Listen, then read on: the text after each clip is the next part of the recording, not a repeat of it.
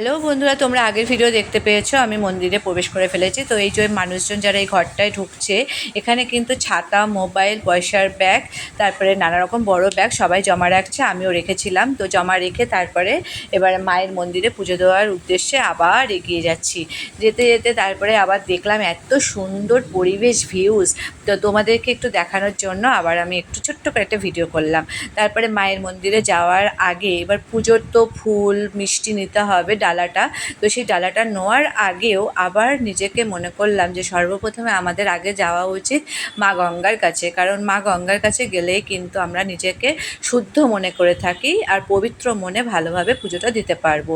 তো তারপরে সবার আগেই আমি চলে গিয়েছিলাম মা গঙ্গার কাছে, কারণ দেখো রাস্তায় নানা লোক যাতায়াত করে, কে অপরিষ্কার কে পরিষ্কার আমরা তো জানতে পারি না, কিন্তু মা গঙ্গার কাছে গেলেই কিন্তু আমরা মনে করি নিজেকে শুদ্ধ হয়েছি।